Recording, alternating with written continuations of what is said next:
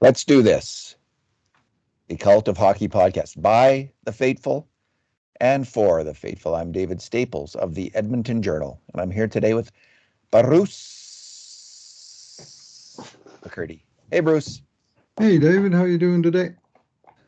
Well, Bruce, I feel compared to about like an hour ago, I feel about 10 years younger. Pretty sure the hair's grown back in my head, and my shoulder doesn't ache anymore. So I'm doing great. It's a day of miracles, I guess. The Oilers Mm-hmm. with we should savor this one, Bruce, because I doubt there's going to be a more inspiring comeback, at least in the regular season this year. The Oilers, things are turning sour for this team. They lost, I think was it two in a row or three in a row? Three in a row? Two in a row, seven Two out in a of row. 10 though. Yeah, 7 out of 10, two in a row. And they're down 3-0 in a kind of a typical Oilers loss, what looks to be a typical Oilers loss, where they're finding ways to lose and little's going right for them. And they come back with 4 consecutive third period goals. And not only that, Bruce, it was not just that they scored them, it was who that scored them. And we'll Yep. get into that in this podcast, which is our two good things, two bad things, and two numbers podcast. And because it was the comeback win of the year, probably gonna maintain that title in the regular season. Hopefully in the playoffs there'll be some great comebacks too. Um, we'll go with two good things, two good things each. What is your first good thing? Yeah, I'm going to go with Warren Fogle, who I thought was uh, a real dynamo in this game throughout. And he was one of the Oilers worker bees who was going even when the team really wasn't having any success. He was taking the puck to the net. He had a great shift on a 4-on-4 in the second period after the Oilers' first power play got canceled on a somewhat marginal penalty on Draisaitl, and they sent out McLeod and Fogle 4-on-4, and they were all over New York. And Vogel had one shot on a wraparound that got stuffed. He had another one where he took it to the backhand hard to the net that got stopped, but also just winning battles and keeping the puck in the zone. Uh, and then he carried that play over into the third period and created some more uh, uh, good opportunities for the Oilers. And he wound up earning an assist on which of the goals was that? Bouchard's second. Bouchard's second goal. It was Fogel's pass from below the goal line that went through the crowd in front and right out to Bouchard in the uh, uh, above, but between the circles, but just above him. And Bouchard was able to blast it through a screen and score. And Fogel in this game, he had officially 10 shot attempts to lead the Oilers. Warren Fogel, you don't see that every day. He only played 10 minutes and 33 seconds. So unfortunately, he got hurt on his last shift when I'm not sure exactly what was happening. He was skating up the ice, and all of a sudden he was down and out like some sniper had picked him off. But it was. Didn't he collide with someone at the blue line? Was that the It looked play? like he just went down on his own. Oh, okay. And then he, Make me then he think of a sort of different play. crawled to the bench, and I mean he stayed on the bench, but he didn't come back into the game after that. I think there was about 5 minutes left in the third. But I just thought overall he was a very strong performer, and he was one Oiler who was bringing it even when things were going poorly for the team. So shout out to number 37 for a fine performance in a big game. And today we're just one example, but to me a standout of the players on the lower lines who actually got some stuff done in this game, which was a huge, huge development. Yeah, ain't that the truth, Bruce? It'd be tough if he's out to lose Yeah, another forward with I don't there's know when another Yamamoto's winger. coming back. Yeah, Kane and Yamamoto out, and if Fogle were to go out, that'd be big. Yeah, I agree. Like the most important point I think you made about him was the first one, in that early in the game, in the first two periods, when Little was going right for the Oilers, and McDavid and Draisaitl were on their own line together, but getting very little done, if almost nothing done at even strength. You're expecting fireworks, and they just weren't creating that early in those first two periods. But Warren Fogle, he just kept at it and was working really hard, battling hard the entire time. So I agree that was really important for the Oilers to have him leading the way. And he's one of the $3 million men with Puljujarvi and Yamamoto who get a lot of criticism. And that was a big moment for him that game. My first good thing, Bruce, is two other guys who have been taking a lot of heat, Evan Bouchard and Dylan Holloway. And I'm grouping them together because on the first two goals that the Oilers scored, both kind of outside shots by Bouchard, who was right in front of the goalie. First, it was kind of a moving screen by Holloway on the first goal, which was integral to the goal. Bouchard's shot was fantastic. But without that moving screen, I don't know if that goes in by Holloway. And the second one, Holloway's a little higher in the slot, but he's also screening the goalie. So Bouchard did what he was supposed to do, which was to put the puck on the net. And Holloway did what he did, which was to go to the frickin' net and screen the goalie. Earlier in the game, Holloway had set up Barrie for a good shot with a nice pass. He had gotten a close chance himself. Brad Malone made a really nice pass after winning the puck behind the net, and Holloway had missed the net just barely on that shot. But then Holloway scored the tying goal in the third. He came down the wing and fired in a grade B, nice shot, grade B scoring chance shot. And somehow this time it was the other team's goalie who made a mistake and muffed on that shot. One that he should have had and would normally have, but somehow it got past him. So thank goodness for once. Jack Campbell didn't have a great game, but Shesterkin let in a weak goal there. One that he needed to save, and that was big for the Oilers, tying that game 3-3.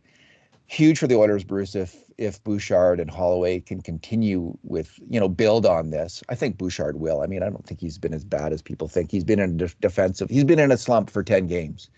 Yeah. But his first 10 games were really good, I thought. Mm-hmm. And the second 10 games were really bad. Now maybe the team, eh? Yeah, maybe he can crank it up here. I just want to he needed that. Man, did he need that. Yeah, I want to go to Paul Coffey. He was interviewed between the first and the second periods, and he was asked specifically about Bouchard's two-way game and what he needs to do. And I thought Paul Coffey just gave some great advice about Bouchard and to any hockey player and about people watching the game too, because I think sometimes we expect these guys to be everything, right, in a game. Mm-hmm. And so he was asked about his two-way play, and Coffey he just said, you got to do what you do best. Evan is great when he has the puck, when his feet are moving, and when he puts pucks on net. So Paul Coffey's not looking for Evan Bouchard to be Rod Langway, Scott Stevens on defense, right? He's not looking for Big Bobby Clobber there. He's looking for someone who gets by on defense, but who excels, who sticks with what he does best and excels at that thing. And that's what Bouchard did. He got a couple pucks through and scored a couple huge goals. So I thought that was right on the money. And the second comment he made is, you want McDavid and Draisaitl to like you? Put the puck on their stick. Stop putting the puck around the boards when those two are on the ice. Again, excellent advice. And, I think it's also good advice for the Oilers coaching staff. Bouchard is one guy who can put the puck on their stick. And the Oilers should have, when McDavid's on the ice, especially when you're teaming up those two, I don't know how much they played together this game, but if you have McDavid and Draisaitl on the ice, make sure Evan Bouchard is also on the ice at the same time. Go with a 5-man unit and he's part of it.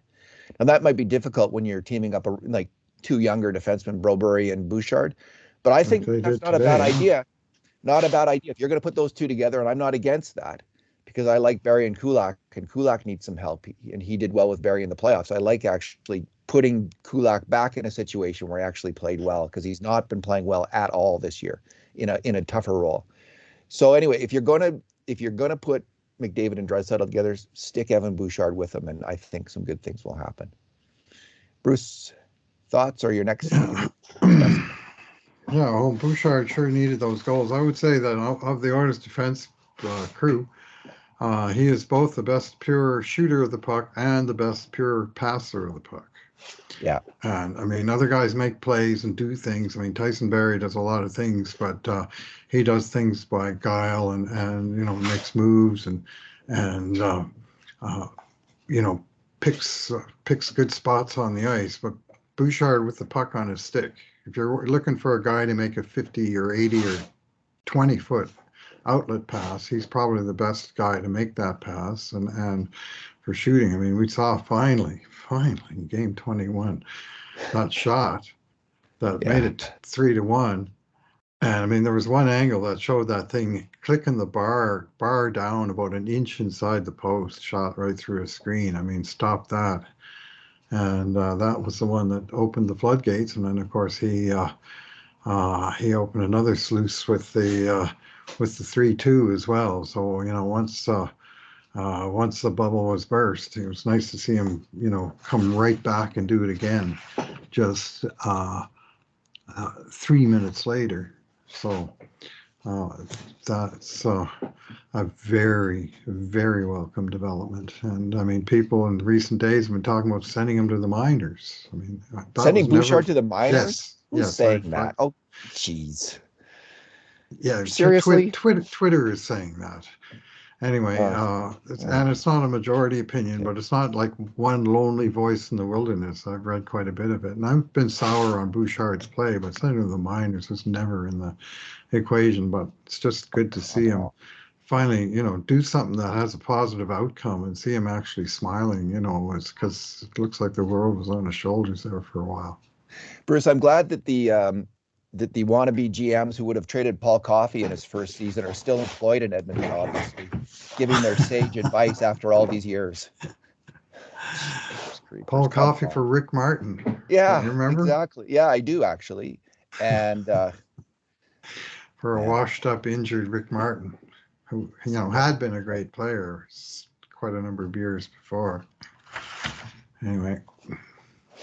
Oh, sorry, that threw me for. I hadn't seen that comment. I think I block. Well, if they'd have traded for Rick Martin, they wouldn't have needed to put Yari Curry on Wayne Gretzky's wing, right? Because they would have had their sniper. They could have traded Curry too when he didn't score in 20 straight Glenn games. Sather, for sticking with the kids. Yes, yes, and you know what? And we're going to get to this, but Philip Broberry had a rough start to the game. We'll detail that in a little bit. But Woodcroft stuck with him in this game too. He didn't get Dmitry Samorukov and only get 3 minutes this game. Of course, he didn't quite make as many mistakes as Samorukov made in that game early on. But that you do have to be patient with talented young hockey players. And Evan Bouchard was playing. He was fantastic in the first 10 games, as bad as he was. In the last 10 games, that's how good he was. So do people forget that? Are they not aware of it? Anyway, my second good thing, Bruce, I was going to mention Jesse Puljujärvi. Oh, just wait. It's your turn for your second good thing. Doesn't matter. Go ahead. You go ahead. All right. Well, my second good thing was, in some ways, my first good thing. Assistant video coach Jeremy Kupal, who went 2 for 2 on the video challenges in this game in the second period. And even as the Oilers subsequently allowed 2 goals in the second period, it turned a 5-0 deficit into a somewhat more manageable 3-0 deficit, which I think anyone would agree there would be no coming back from 5-0 in this game. But the first challenge was a microscopic offside call at the blue line. And much as I hate the rule, you got to use it to your advantage. And Artemi Panarin crossing the blue line didn't quite do the old Wayne Gretzky play where Wayne would stick the puck about an inch over the blue line, then pull it back and use the full width of the line, but with the play already fully legalized. Panarin got it almost all the way over the front edge of the blue line, then pulled it back onto the blue. And then his line mate went in before he technically got the puck in the zone. So it was a close call, but the angles were definitive, and they got it right, and the video coach got it right. Good on him. And then the goalie interference call later in the second period, when the guy got inside position on Philip Broberry, but he went into the blue paint. And just as the Ranger was firing the shot that beat Cam Talbot. The fellow coming into the crease took the knob of not Cam Talbot, but I'll tell you in a moment why Jack Campbell. my head is there. Jack Campbell. Yeah. And he took the knob of his stick just as Campbell was going to, try and make a blocker save. The shot was going blocker side. And the guy took the knob of his stick and actually took the stick out of his hand and also just took his whole blocker momentum with it away from the puck. And they looked at the replay, and again, Oilers challenge, of course, and took a long time. But possibly because Corey Perry wasn't involved this time, they allowed it. They accepted the challenge.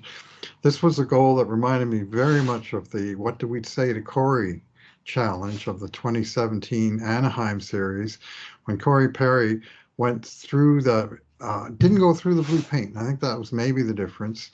But he absolutely took the knob of Cam Talbot's stick just as the shot was going stick side on Talbot. He just moved his whole blocker hand away from its natural direction of making the save. And of course, they looked at that replay too, and the conclusion was, "What do we say to Corey?" So it was a very similar play to that. But anyway, they got the call. And the guy was in the blue paint, and it was, they could have said Brogery pushed him in, but he really didn't. There was like almost no change in his path. The guy took the inside route into the blue paint, and he paid a price for it. But credit to the video guy for twice singling out a play that should be reviewed. It was, and the Oilers won both challenges, and they won the game by 1 goal. So this is a game where they can give an extra gold star to Jeremy Kupel. Yeah, Bruce, a lot has to be going right for the Oilers to win a game like that. And my good thing is the hockey gourds, which usually have aligned against the Oilers quite a bit this season. Mm-hmm. And when you see Draisaitl's penalty call there, where he does a little slash, the kind of slash you see every single shift, and he gets a penalty, and you start to think, oh, not again. Yeah, exactly. That's what I was thinking. Exactly. And then, they can't. Puljujärvi hits the post in the first period. Like, he is snake bitten. So I'm just thinking, oh, this is more of the same. But then there's those 2 calls. And the Panarin call, clearly, there's just no doubt about it. That's offside because he doesn't bring the puck in initially. But the other call could have gone against the Oilers. I mean, it was I'm an Oilers fan, so I'm going to say it was the right call. I do think it was the right call, and I hope I would admit that if it was the other way around, if it was an Oiler going through the crease, taking out the goalie's stick like that just before the shot arrives, he probably has that save. Campbell does if that does not happen. So those two, that second call, that there's the something going for the Oilers that usually doesn't go for the Oilers. And then they start to score, Bruce. And these are outside shots. These are the Californian, the Burnsy, where you put the puck on net and you hope that good things happen. Now, they were great shots by Evan Bouchard. Brent Burns usually just lobs the puck on net on those plays, and the good things happen. But there was traffic in front of the net, and you score 2 goals like that in a row. That's also some good luck. You need that to happen. The third goal then is more good luck. For that to get by Shesterkin, the best goal in the NHL last year. That's some really good luck. That's fantastic. That's the hockey gourd hat trick, right there. You've got outside shots going in. You got from the point screen, you got the NHL head office going your way on a key call, and then you score on a B scoring shot against the NHL's best goalie. So a lot went right for the Oilers. That's what's got to happen if you're going to come back from 3 goals down in the third period. But that's exactly what did happen, culminating in Leon Draisaitl winning a key battle at the side of the net to put in the winning goal. And I bumped up his grade a full 2 marks. Leon's grade a full 2 points for that, just that one battle. Such a key one, but he won it. So, all right. Bad things, Bruce. What's your bad thing? I got to go with that first goal in the first 2 minutes and 20 seconds of the game.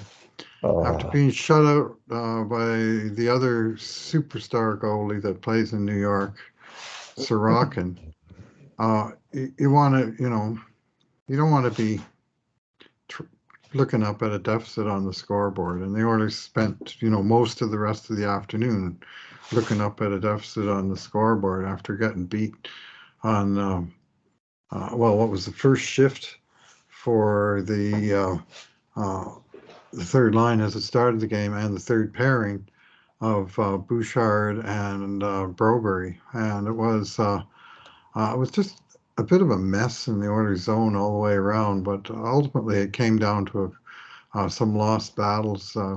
Klim Kostin was beaten wide by Adam Fox, who is a great player. I mean, that's a mismatch, and can't blame you. he took the puck wide, and Evan Bouchard got caught standing around in the red light zone, not really taking the passing lane, the shooting lane. He was on the wrong side because Broberry had gone all the way to the right boards early in the play, and then it was Broberry. He actually did a pretty good job on the guy in the corner, but coming back to the front of the net, he was just on the wrong side of Alexis Lafreniere, who got inside of him, and Lafreniere gave him a little bump, and Broberry lost his balance and sort of dropped down to one knee. So he wasn't able to get inside position. He wasn't able to take the guy's stick, and he wasn't even able to keep his own feet. And Fox ripped a pass right into the blue paint that was just tipped home by the goal scorer Lafreniere. And just like that, it was 1-0. And at first I thought, well, maybe Campbell could have played that pass because it did come right into his blue paint, but it was a bullet and it wasn't from not that far out. I just don't know how he would even have time to turn his stick on, maybe make a kick at it. But anyway, it was not one that you necessarily blame the goalie when they can get a deflection from such close range. But I just thought deep here, oh, good grief, we got these two young guys playing together and they just get owned like that on the very first sort of half of a shift that they played. Egads. And Egads, so, yes. yes, yeah, a very difficult start to the game. So that was my bad thing. I'm sure that's what you were saying to the TV set. Egads. Egads, yeah. Okay. Uh, I was repeating my mantra, never in doubt, no doubt, never, don't have any doubt they're going to win. Broberry was also had a kind of a soft moment on the called back goal that where the goalie Yes, stick was taken up because he got beat down the boards yeah, and then he got beat to inside position yeah, by the Rangers forward again. So he's a rookie. yeah, Welcome back to the NHL, kid. It's a tough league and you got to be on the ball. So let's give him some time. He is a good yeah, hockey player. yeah. There's going to be growing pains. Listen, his develop. People love Oscar Clefbaum in this city. For the way he developed as a player. Philip Broberry's developmental curve and his skill set is in a lot of ways very similar to Clefbaum. So I, I'm hoping, fingers crossed, we have another Clefbaum like player here, and we'll see. But it's only going to happen if people are patient Yeah. and don't flip out at the first mistake and want to send him to the minors and bench him in the game. The coach didn't do that, so let's see what happens here with this player. Well, here's a question for you. Can you see Ryan Murray getting beaten on those two plays? I can. Definitely.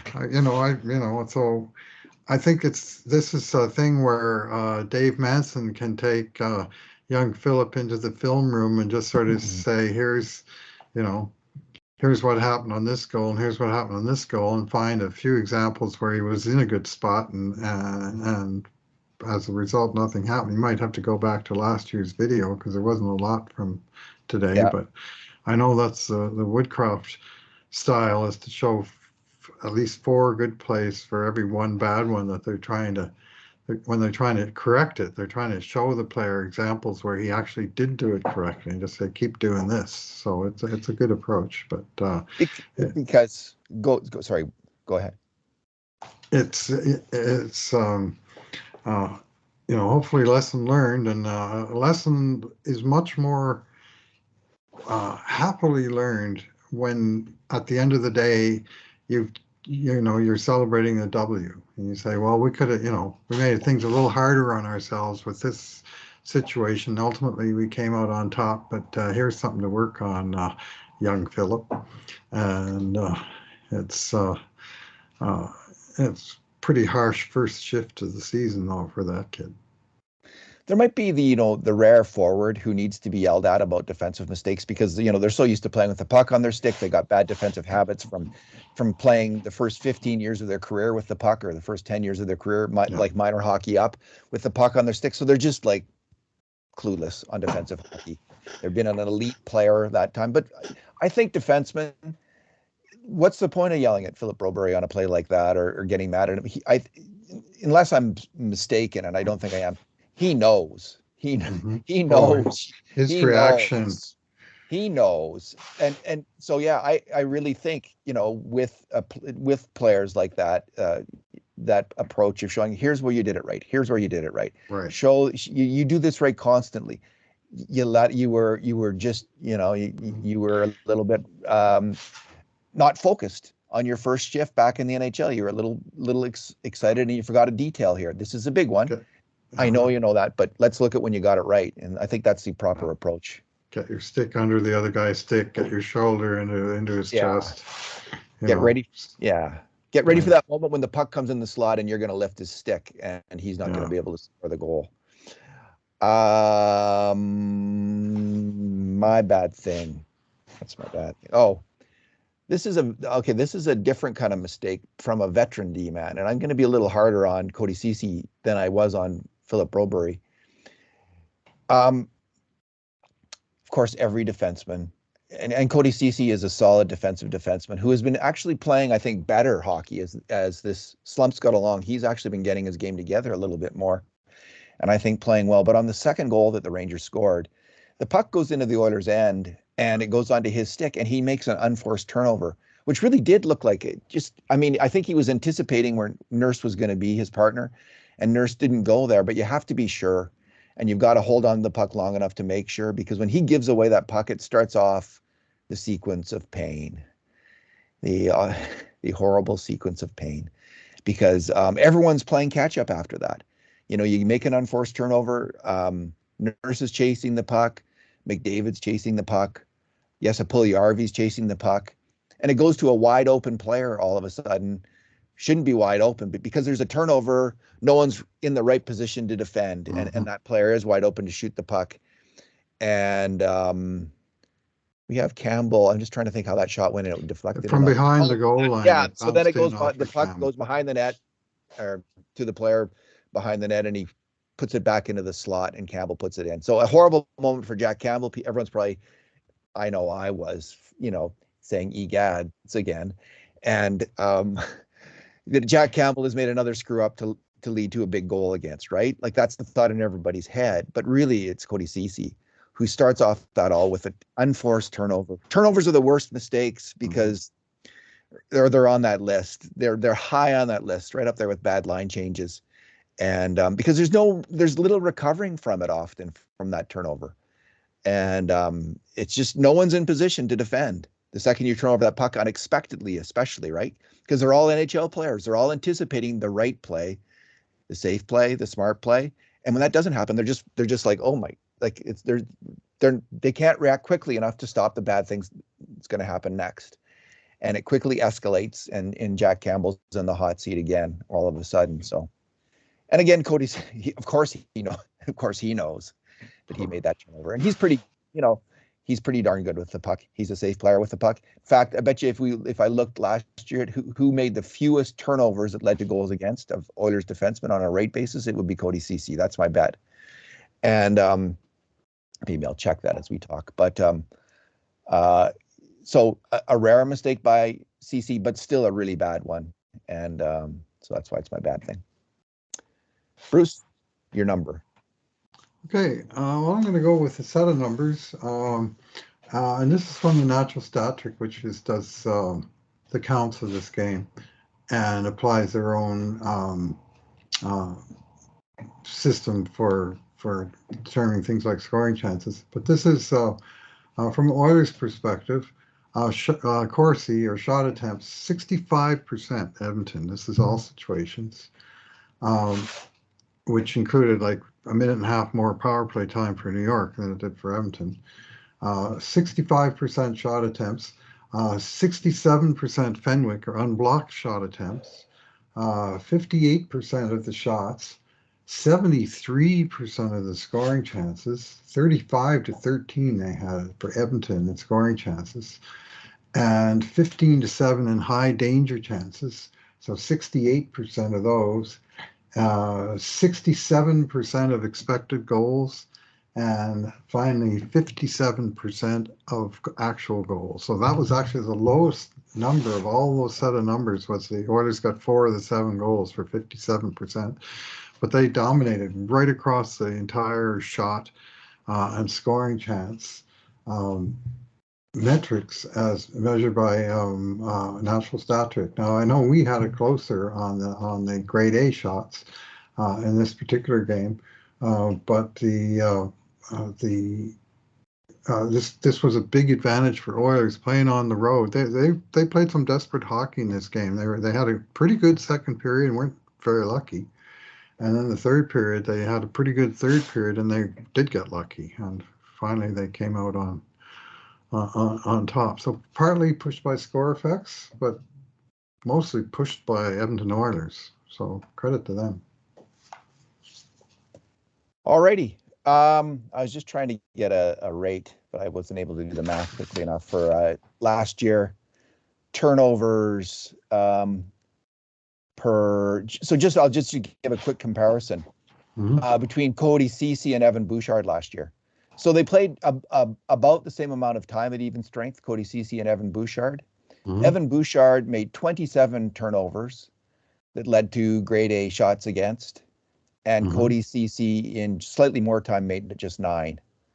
So Darnell Nurse played a little bit more than Ceci. He made 18 turnovers that led to grade A shots against, and Ceci made 9. So we see there that Ceci is pretty good with the puck. But that's not my number. That's an additional number. My number is 7-5. That's Jack Campbell's winning record this year.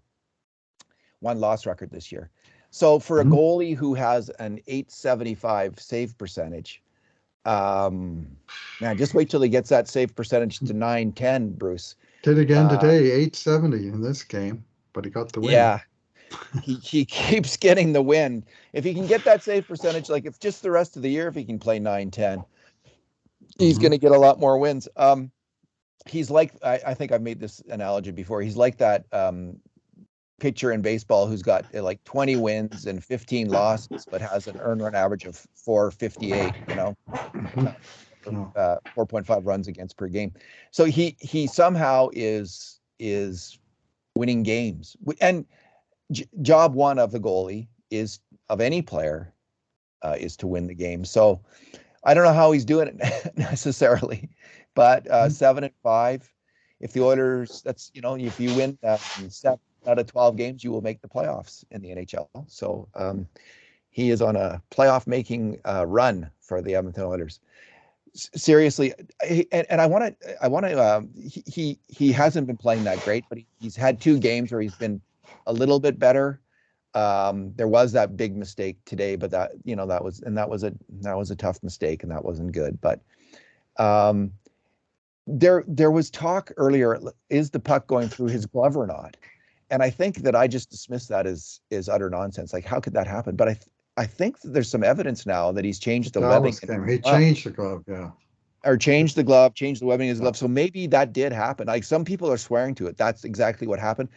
When I switched from Shaw to Telus, I lost super slow-mo on my TV. So I'm unable to go frame by frame and look at it closely enough to tell. But it sounds like some people are absolutely, utterly convinced it did go through his glove. And maybe that's exactly what did happen. That one by Dallas, I think it was Colin Miller. It scored from the blue line. It was a rocket. Like, he's got a really heavy shot, and he stepped right into it. Like, the puck was coming toward him as he stepped into it, and he just got everything on it. and it hit Campbell's glove, and it just sort of carried on in the net. You thought, well, maybe it hit the top of his glove or something. That's And what I Campbell was thought. staring at the glove, and then later they zoomed in on the glove, and there's like this square uh, rectangle of a hole between the webbing that looked like it was exactly the shape and size of a puck. And like it just pushed the webbing was just so loose enough that the puck was able to just, I mean, at that speed, which it really was a rocket, but it was a very strange goal. And there's been two or three others that hit the glove and still went in, but I don't think went through. But I think that one by Miller actually did go through. It was sort of the evidence was because it was right after the goal, and they had one of the cameras just came right in tight on the glove, and there was this rectangular gap in the webbing of the glove. So he's got a new glove. They had some good stuff yesterday showing Campbell all wearing all the same equipment, Vaughn goalie equipment, on his pads, on his blocker, on his glove. But the blocker and pads all had puck stains on them, like they'd been used quite a lot, and the glove was just bright white, brand new. So he's changed. And maybe high time that he did that. You know, I have some numbers on Campbell, and they're about a week old, so they won't be perfectly accurate anymore.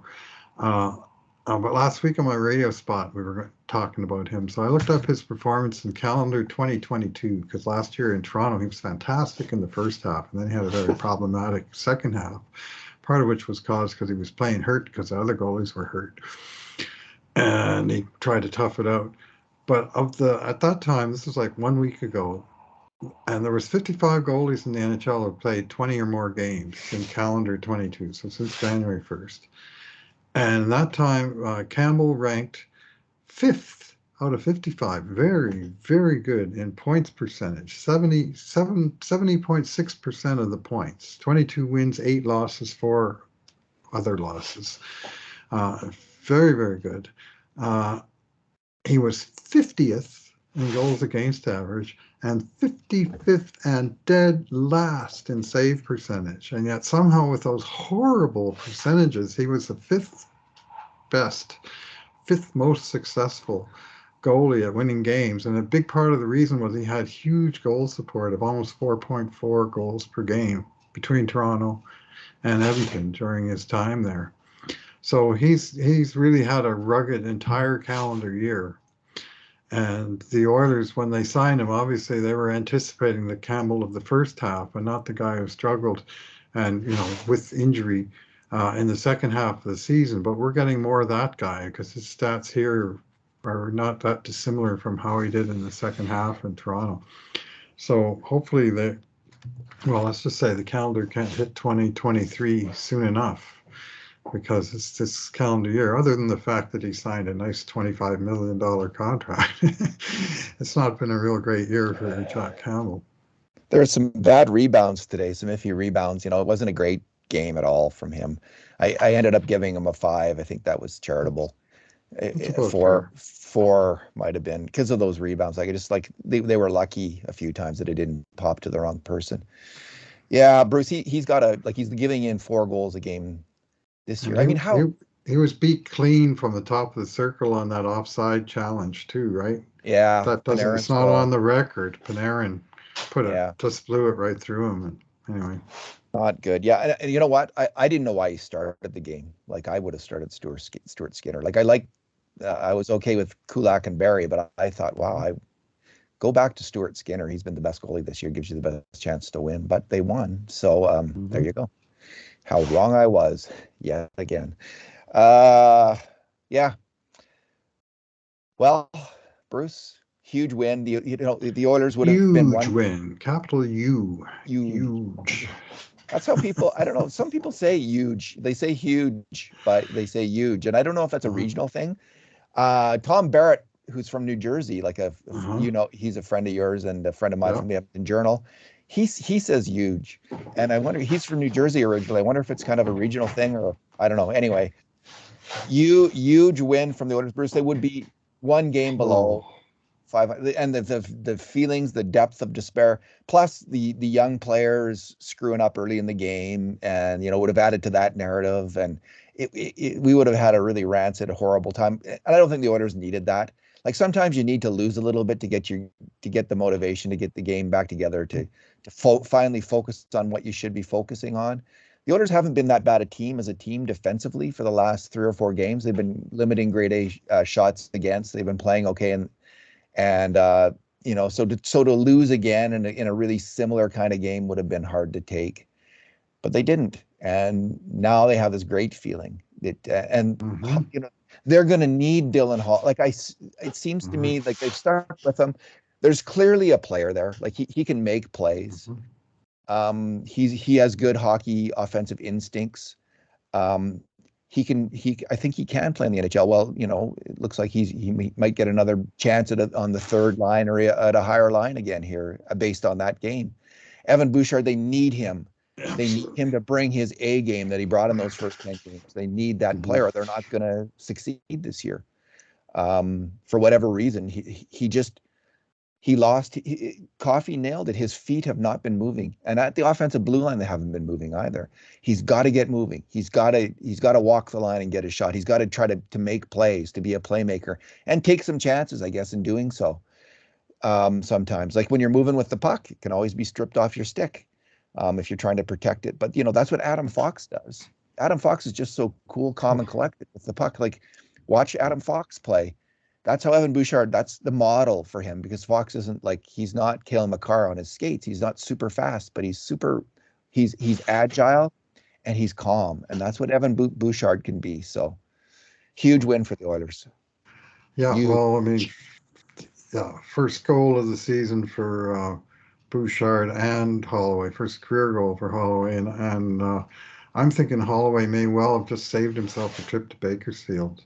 I had an idea he was going down at the end of the strip, that, they were getting Tyler Benson ready to go, and that, there just weren't any results there. And even right into the third period, trailing 3-0. And, he's been one of the sort of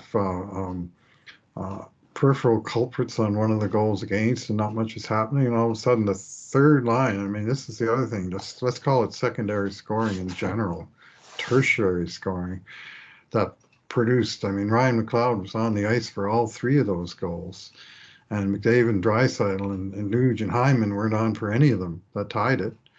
And but Holloway, he had the 2 screens, and then on his goal, he did what we talked about on this podcast 1 or 2 times before: shoot the darn puck. Trust your shot. And what does he do? He dings one in off the post against the Vezina Trophy winner to tie the game in the third period. Now that is a nice first career goal at Madison Square Garden.